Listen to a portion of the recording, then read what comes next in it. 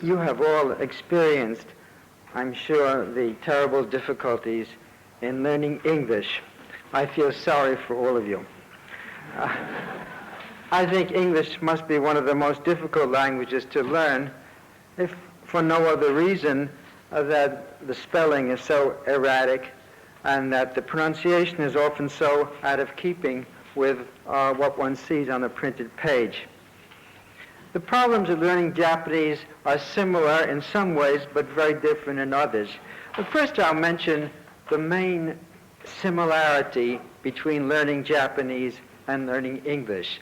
The first problem, shall we call it, is that knowing English or knowing Japanese makes it possible for you to travel widely within a country, read a great deal of books of the whole world without feeling any inconvenience.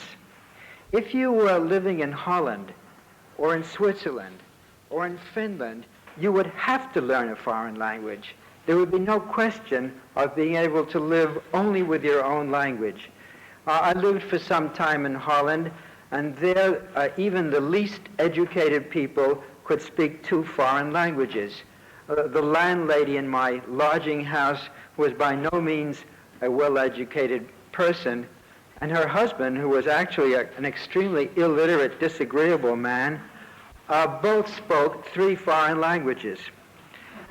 But this was because the country is small, surrounded by other countries with more important culture, and because one couldn't travel very far in any direction without encountering a foreign language. In Japan, it is true there are small numbers of people, 1% of the population, or probably even far less than that, who do not speak Japanese, who do not speak Japanese easily. But for the most part, one can travel from Wakanai all the way down to somewhere in the lower Ryukyu Islands and get along with Japanese. The same is true of English in the United States. There, the number of people who do not speak English is much higher. There are, for example, at the moment, hundreds of thousands of refugees from Southeast Asia who do not speak English. There are people who have come recently from Europe. There are other people who live in isolated places and do not feel the need of learning English. Even within the city of New York, there are areas where nobody speaks English. Nevertheless, on the whole, one can live one's whole life without learning any foreign language. The necessity of learning a foreign language in Japan and the United States is therefore much less clear than it is for someone living in Holland or Switzerland or Finland, to give 3 examples. Another problem which is similar in the case of Japanese and in English is that the 2 languages do not have other languages which are closely related to them. There are relationships, but the relationships are not close enough for one to understand a foreign language. I mean by this that if you knew Spanish, if you could speak Spanish easily, you could understand Italian fairly well. You could understand quite a bit of Portuguese too. These are foreign languages. There are differences of vocabulary, differences in culture. The Spanish and Portuguese do not like each other, and so on. Nevertheless, in general, one can understand what is being said. In the case of English, this is not true of any foreign language. If you heard somebody speaking Dutch in the next room, the intonation is very much like that of English, and you might think that the person was speaking English. But if you went into the room, you would not understand anything at all. The closest language to Japanese is Okinawan. Some of you may think of Okinawan as a dialect of Japanese. I think that is a mistake, that it is a separate language which has the same ancestry as Japanese.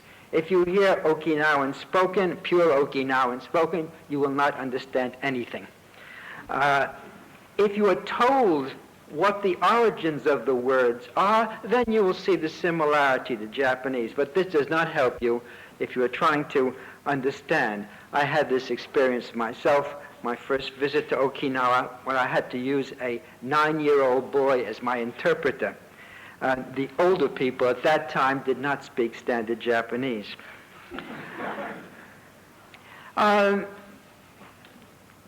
There are other, so the similarities between English and foreign languages and Japanese and foreign languages exist, but they're not very conspicuous.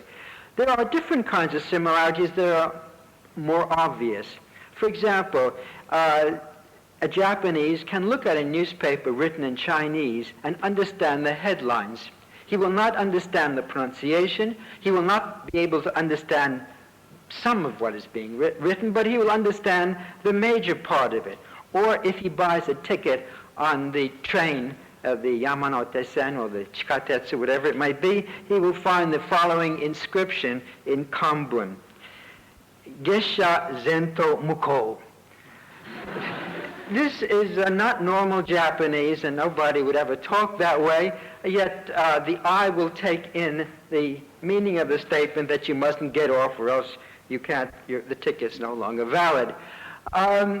There are similarities between English in this respect and French or Spanish. When I was first studying French, we had a textbook which was possible for us to read without knowing any French. The words were all chosen because they looked like English words. Basically, English and French are quite different languages.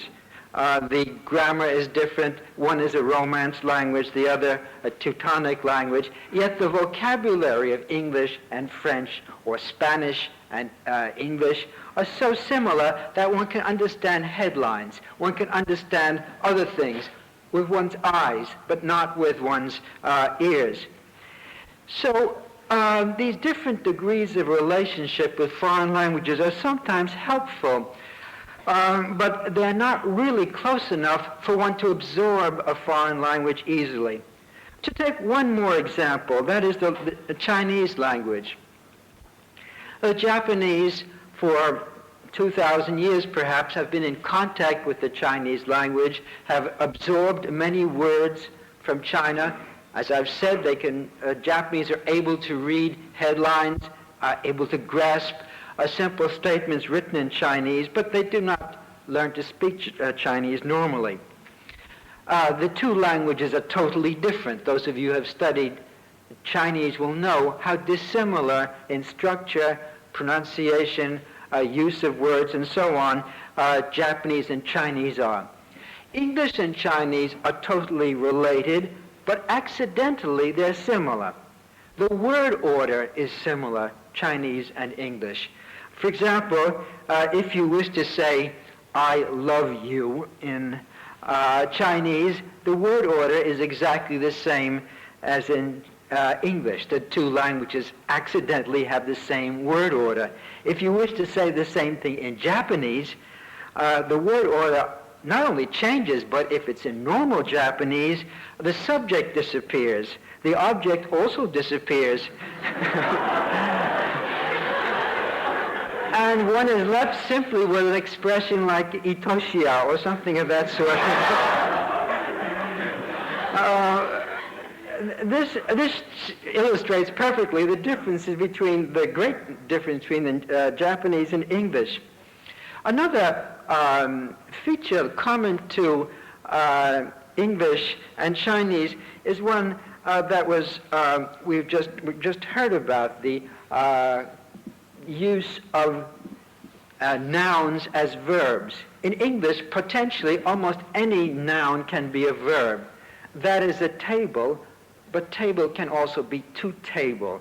That is a chair, but there is also a verb to chair. A pen is an object, but there is a verb to pen, rather old-fashioned, but it exists. Almost any noun can become a verb. This is true of English and Chinese, not, however, of Japanese. I could go on indefinitely, but my point is to reassure those of you who have thought of English as being difficult, that one of the main reasons, perhaps the main reason, is that the two languages are about as far apart as any two languages in the world. English is similar to Dutch and German in certain respects. It is similar to French and Spanish in other respects. It is similar even to Chinese in some respects, but in no respect is it like Japanese. Even where Japanese have borrowed English words, they're generally unintelligible to an English-speaking person who doesn't know Japanese also. If an English-speaking person heard masukomi, for example, he'd have absolutely no idea what was being talked about, and certainly not sho-ene. That would be absolutely unintelligible. One may say that the Japanese have borrowed many English words, but often the borrowing acquires a meaning which doesn't exist in the original English.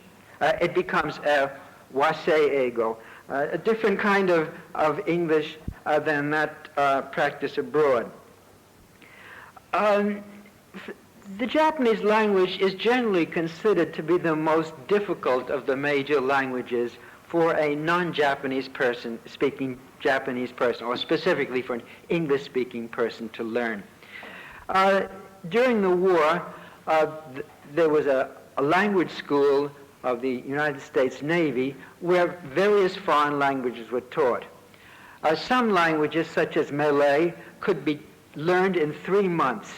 3 months of intensive study was quite enough to be able to read, speak, and write even Malay. Other languages were much more difficult. Russian, for example, took 12 months. Chinese took 15 months. Japanese, 18 months. This was the highest of any language. I was in one of the first classes at the Navy language school.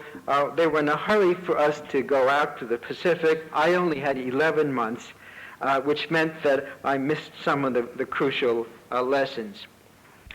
What are the problems of Japanese for a non-Japanese speaker? Well, in the first place, for an English speaker, the order of words is very strange. The order of words is very different from English, and this becomes particularly true if you're translating a novel. As in any country, there will always be some sentences which are left unfinished. In English, if the sentence is left unfinished, what is omitted is the object. He saw, and you don't know what he saw, but you know that there was a certain person who performed the action of seeing. In Japanese, if the sentence is unfinished, you don't know what the person did to it. You have the subject and the object, but you have no idea of what the relationship was, because the verb will come at the end of the sentence in Japanese. This means, for example, that at the simultaneous interpretation at the United Nations and similar places, the interpreter must wait for the last word, or else he doesn't know what the meaning of the sentence is. He may imagine, if he tries to interpret simultaneously, he will end up with the Japanese saying, "To wa omoimasen."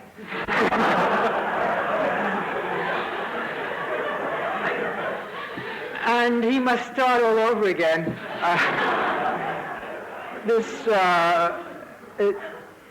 For Japanese, this may seem quite normal. For every other country, you must know from the beginning whether it's yes or no. When learning Japanese or when teaching Japanese, the tenyoha, the particles of Japanese, are also a great nuisance. There are many explanations of how they differ. None of the explanations has ever been able to help anybody. For example, when do you say watashi wa yuku? When watashi ga yuku? When America de umareta? When America ni umareta? When Tokyo e yuku? And when Tokyo ni yuku? There are circumstances when one is right and the other is right. Sometimes I've discovered from my own experience it's not clear even to the Japanese. I have written manuscripts in Japanese and shown them to a friend who will cross out where I've written watashi wa and put watashi ga, and then an editor will cross out the ga and put back a wa. obviously there's something subjective which is not controlled exclusively by rules of grammar. That's one obvious difficulty of Japanese. Another problem which is related and the special qualities of the Japanese language, the question of keigo, honorifics. Of course, in every language there are polite words. There are words one uses to superiors. There are not only words, but there are gestures, there are accents in the voice. There are many ways one indicates one shows special respect to somebody. There are also ways of showing that one thinks of the person as being so close, so familiar, it is not necessary to use such polite expressions. Or if you did, it would seem funny, not serious. In Japanese, however, this is carried to an extreme which is not known in any European language, although I believe there are other languages where, for example, some of the languages of India, Java, where similar patterns of honorifics, polite words, and so on are possible, are used. The first question almost every student would like to know, what is the correct pronoun to use for oneself?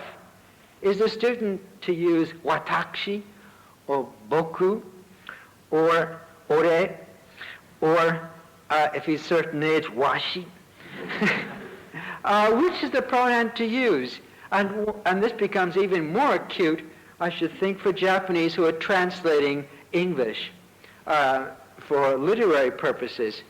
I note, for example, that in when Japanese broadcasts of operas take place, and there are subtitles in Japanese, that elder men always say washi.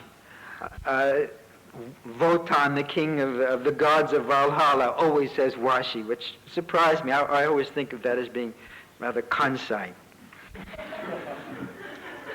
But then not only do we have the problem of I, or the subject, but what about the you? What do you use for the person you're talking to? If you look it up in most Japanese books, or books to teach Japanese to foreigners, they say the proper word to use is anata. It is probably true that anata is a harmless word to use. But if one lives in Japan, one discovers it is relatively rarely used. Very few people ever say anata. It is perfectly grammatical, it is perfectly normal, except nobody says it. Well, what do people say instead? Well, they say the person's name. So if he's talking to Mr. Yamamoto, he'll call him Yamamoto-san or Yamamoto-kun, and he will not say anata, and he will probably not say kimi. This is something the textbooks do not inform you. But even if it did tell you, it would not tell you when you're supposed to call him Yamamoto-san and when you're supposed to call him Yamamoto-kun. What is the crucial moment? What is the crucial distinction? Is there a certain moment when people take an oath, from now on we will call each other kun? Or is it something that happens as the result of a flash of lightning or some other extraordinary external manifestation? For that matter, there are times when Japanese friends who've known each other for a long time use neither one nor the other, yobiste. Who can do this? Who is allowed to do this? What are the circumstances? This is never explained. It's not necessary to explain it to Japanese because they've grown up in this atmosphere. They've been surrounded by brothers and sisters and cousins and aunts and grandfathers and many other people, and it isn't necessary to explain.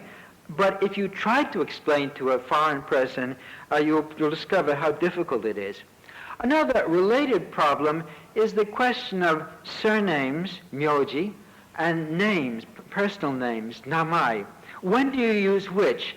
For most people who grow up in the United States or England, it is normal after a certain degree of friendship has been established to shift from the surname to the personal name. If you don't, it's quite possible to go on, but it sounds strange. It sounds either very formal or else Alternatively, it sounds like schoolboys. It doesn't sound like people who are grown up. Grown-up people normally don't talk that way. If, however, you try to use the same pattern, the same system in Japanese, one comes into all kinds of problems. If you meet someone whose name is Mr. Yamamoto Ichiro, and you suddenly decide you're friendly towards him and start calling him Ichiro, he'll probably be very startled. Nobody else calls him that except his mother. There are all these differences which seem so strange to a foreigner and which all must be learned. None of these comes naturally. None of these are obvious. To a Japanese, these may all seem extremely obvious. For a Western person, each one of these is a strange new case. There are other cases which are even harder for me to understand at times. For example, it's perfectly clear if I am talking to a superior that I use deferential language. But if I'm talking about what one person says to another, do I use honorifics or not?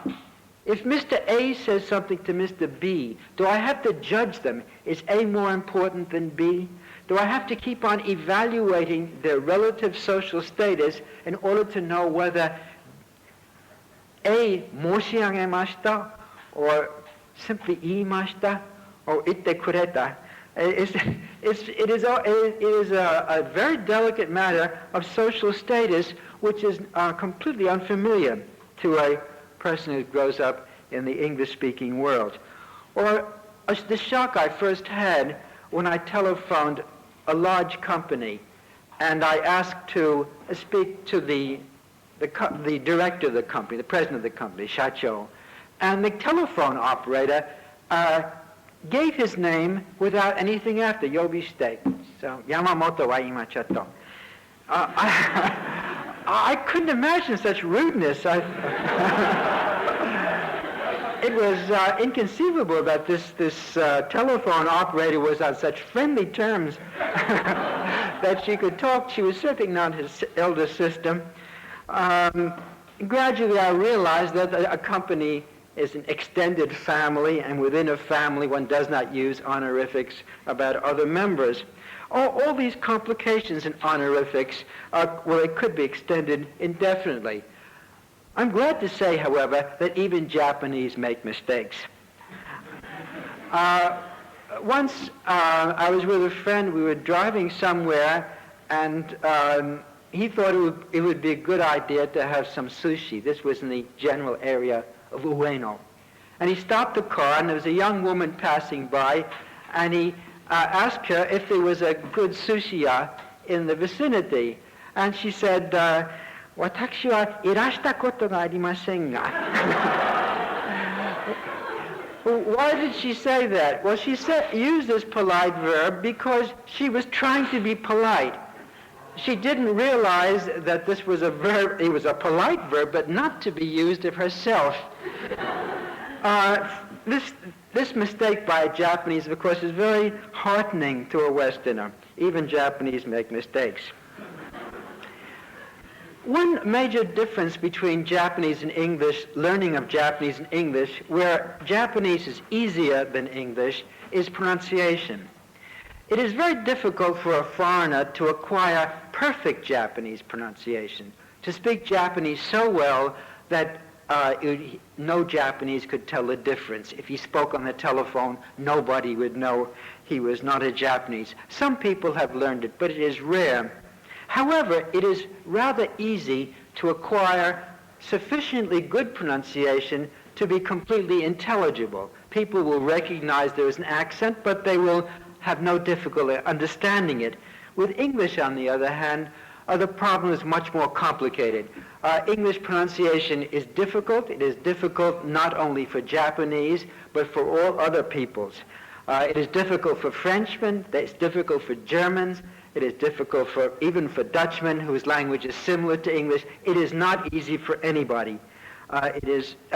Voltaire once discovered that the English word ague was pronounced ague, and plague was pronounced plague.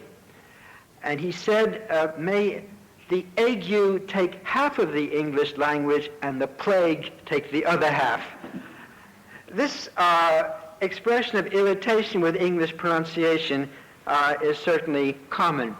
In Japanese, there are certain problems of pronunciation for beginners who are learning it. For example, the difference between long vowels and short vowels, between koi tekini and koi tekini. This, to a Japanese, is perfectly simple. For a foreigner, especially from an English-speaking person, where long and short vowels don't exist, it takes effort to learn. It takes effort also to learn the double consonants, the difference between ita and itta, ata and atta. Many people, English-speaking people, especially Americans, cannot distinguish this for quite a long time because in American English, the sound does not exist. It exists in British English, but not in American English. There are other problems. There are problems, for example, that I had when I was first living in Kyoto. I was asked by a friend of mine if there are any kaki in America. And I said yes. And he said, are they black or white? I said, they are red.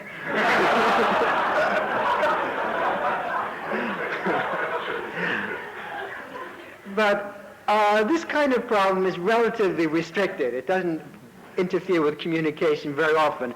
A more common problem, which always astonishes me, is that people in shops seem to have an enormous difficulty in distinguishing between shitotsu and futatsu.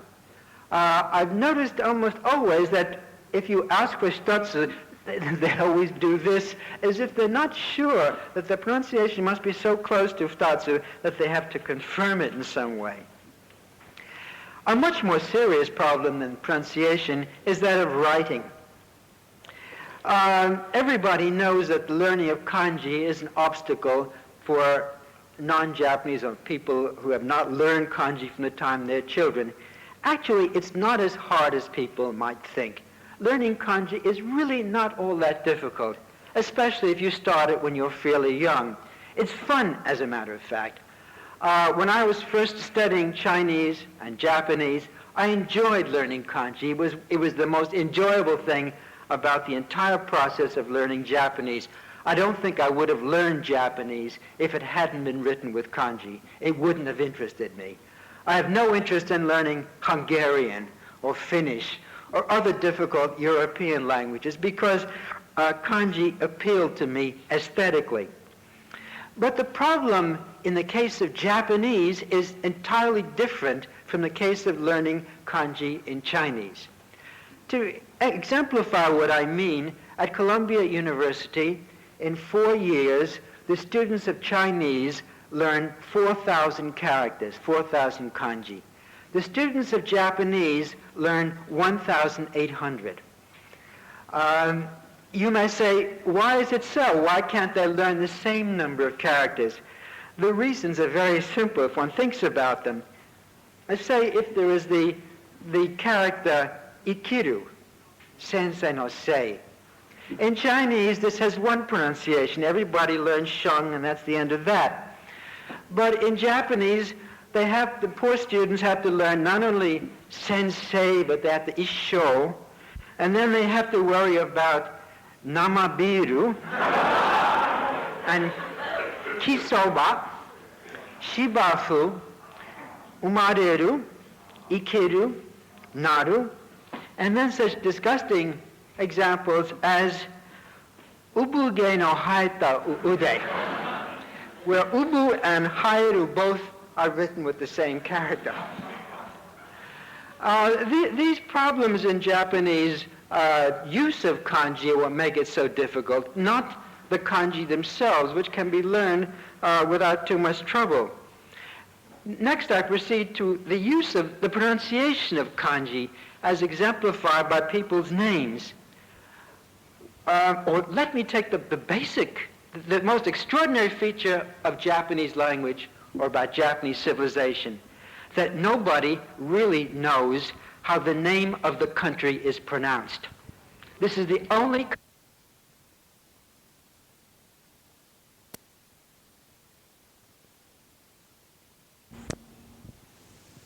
This is the only country in the world where the inhabitants do not know the name of their own country. Some years ago, at the time of the Olympics of 1964, I believe it was, the Japanese were encouraged to vote as to whether the country was called Nihon or Nippon. Nippon won the competition, but if you were in the neighborhood of Takashimaya and you ask for Nipponbashi, people will be rather startled. And if you say Nippongo, it sounds rather like one of the wartime militarists. When it comes to people's names, you think people would know their own names, but most people do not know their own names. A friend of mine who translated the works of Kawabata Yasunari asked Kaiko. But if you look inside in the Japanese part of the book, the Okuzuke, it says Kaiko Ken. In the same book.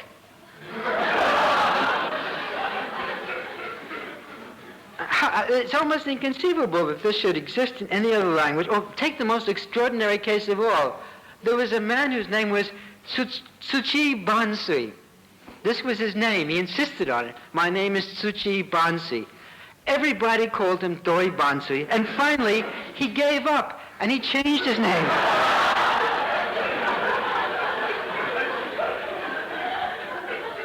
I think this is totally unheard of in any other country. It's inconceivable. It's not only people's names, place names. A friend of mine who translated Mishima's novel, Kinkakuji, had never lived in Kyoto. I had, and so of course I knew the names of the streets. So I was rather startled when in this book we find mention of Shimoto Dori. I said, oh, that must be Senbon Dori. And then there was a Karasumaru. Oh, that's Karasuma. Then there was a Shimizu Dera, which I realized was Kiyomizu Dera. But then I remembered that, yes, of course it's Kiyomizu Dera. It's also Kiyomizu Yaki, but the man who's the Iemoto, whatever he's called, is Mr. Shimizu Rokubei. How does one justify this to a poor student? How does one explain such a possibility? Or if you get in the bus now in Kyoto, there's a tape recording of a sweet lady's voice who will say, Tsugi wa yonjo. And I will think, that is unpardonable. This Shijo, who ever heard of yonjo? And then later on she will say, Tsugi wa nanajo. And I thought, nanajo? Shichijo, who ever heard of nanajo? But this is the recording which is made officially, presumably with the blessings of the Kyoto municipality. This kind of problem of Japanese pronunciation of place names, personal names, and so on is incredibly difficult. If you cannot imagine the amount of time I have wasted on this. It is I think sometimes that half of my life has been spent looking up Japanese names.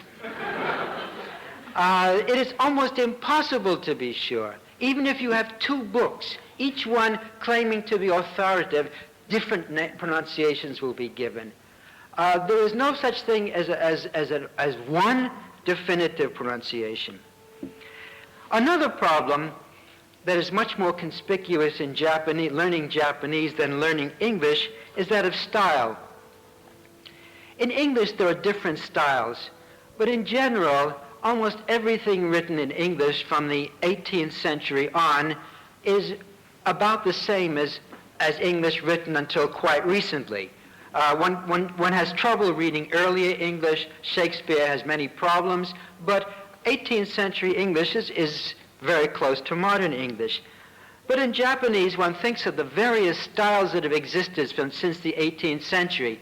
The Japanese of Chikamatsu, the Japanese of Buson, the Japanese, for that matter, of Higuchi Ichio, or Izumi Kyoka, or even more recently, Tokuda Shusei.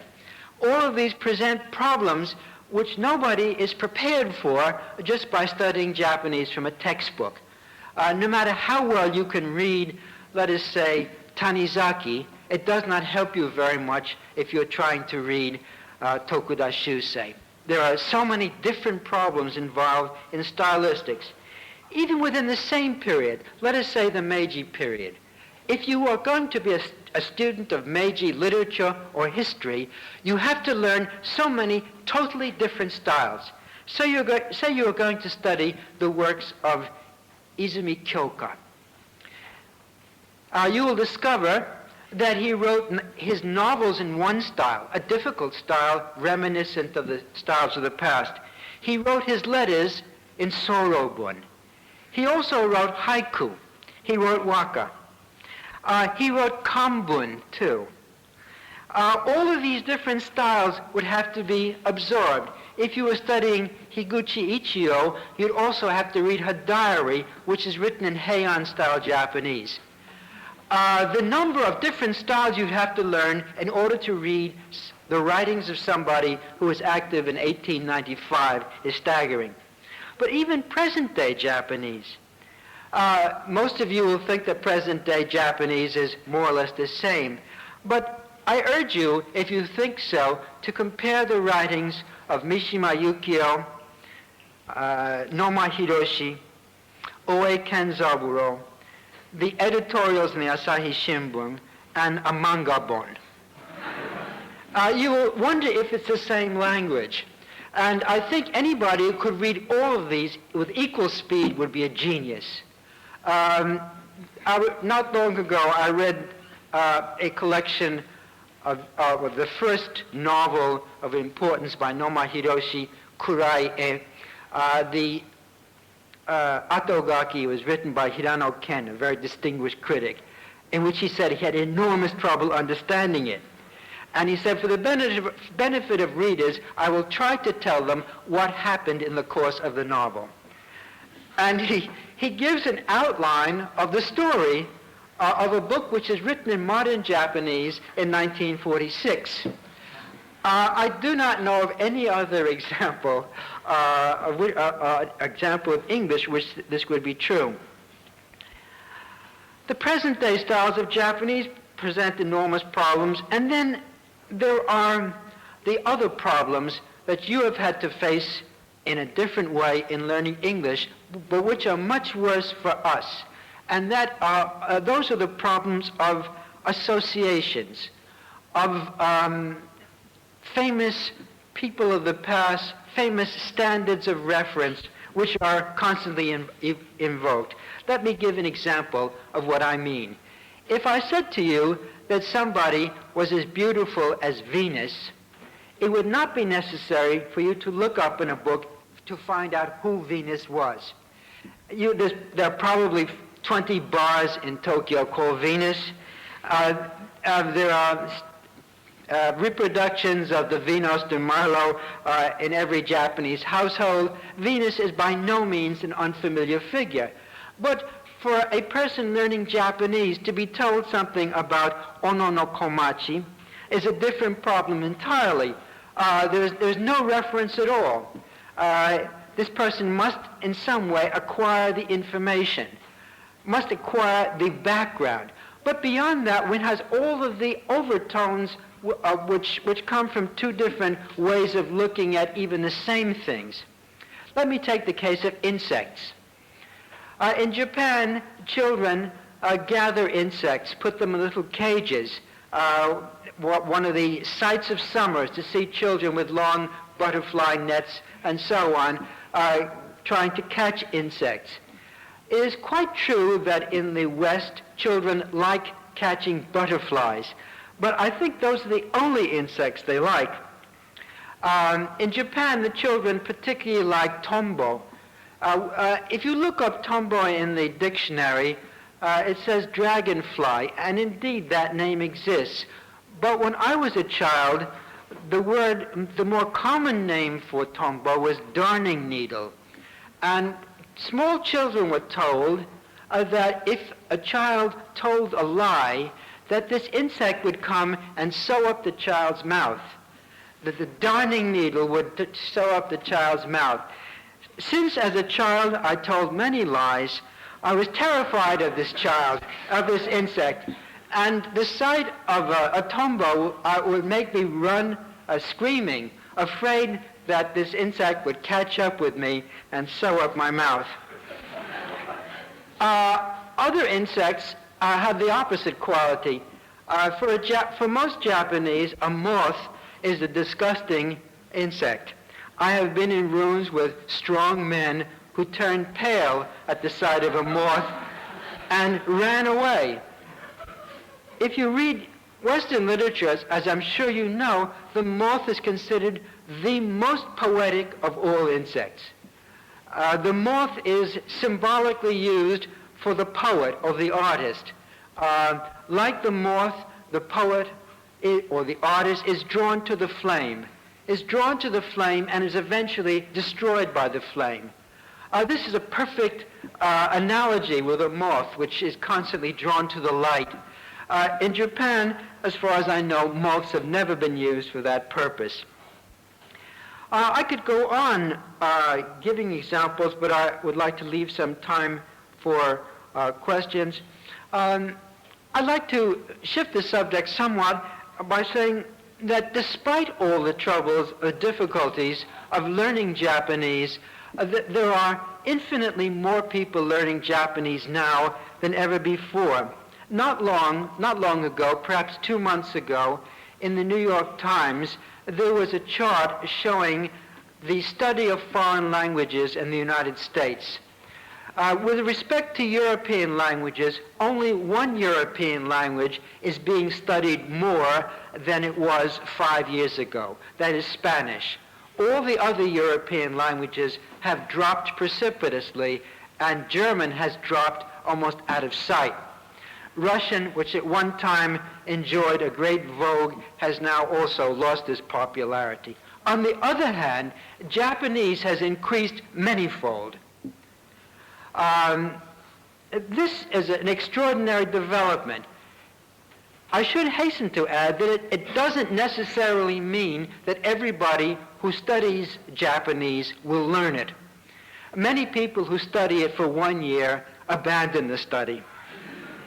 This is particularly true, say, in Hawaii, where many young men and women of Japanese ancestry think that because their grandmother speaks Japanese, they can speak Japanese too, will discover at the end of 1 year that Spanish is easier.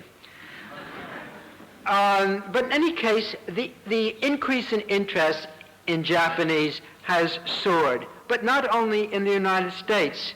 If you go to the souvenir shops in Cairo or Amsterdam or London or Madrid, wherever it may be, you will see a sign in the window saying that Japanese is spoken. This is a phenomenon that never existed before. A friend of mine who was formerly taught Japanese at Columbia, unfortunately has died, described to me being in the Prado, the great museum in Madrid, and seeing a Spaniard giving a guided tour to a party of Japanese in Japanese. He was astonished. He went up to the Spaniard and asked him about his knowledge of Japanese. It turned out that this young Spaniard had learned only the Japanese that is used in explaining works of art. He knew nothing else. He knew nothing about food or post offices or trains or anything else, but he could describe everything that one saw in a picture by Goya. Well, this is a very special knowledge of Japanese, a very welcome knowledge, I must say. But it shows the need for Japanese that is being felt all over the world. Well, why do people study Japanese? Well, the first reason, the obvious reason, is because of money. Learning Japanese will help people who have shops sell their wares to Japanese customers. Learning Japanese may get them a job with a Japanese company. Learning Japanese may lead to some unexpected good fortune. A second reason is the importance of Japan, which has been recognized because of the Japanese prominence in economic and other affairs. People realize that so important a country cannot be neglected. There must be some way of learning the Japanese language. For a small group of people, the Japanese still has the same excitement that it had for me. That is to say, to learn about a country which one didn't know about, the excitement of the unknown, the excitement of doing something that nobody else that one knows has ever done before. And perhaps the fourth reason should be an imprecise but real desire on the part of people to contribute some way to the evolution of what might be described as one world, a world where people of different nationalities are able to communicate. In the past, it was thought sufficient if the Japanese spoke English. Not only the Japanese, but all non-English speaking people were supposed to speak English. It is now generally recognized, except in certain parts of the United States Midwest, that there is a necessity for Americans, English, for every nationality to learn Japanese and other languages in order to make the attempt at creating a single world a reality and not just a disguised form of cultural imperialism. In any case, I've given to you some of the problems encountered in learning Japanese, and I hope that this will at least bring comfort to those of you who have been thinking that English was uniquely difficult. Japanese, you can hardly realize how lucky you are not to have had to learn Japanese.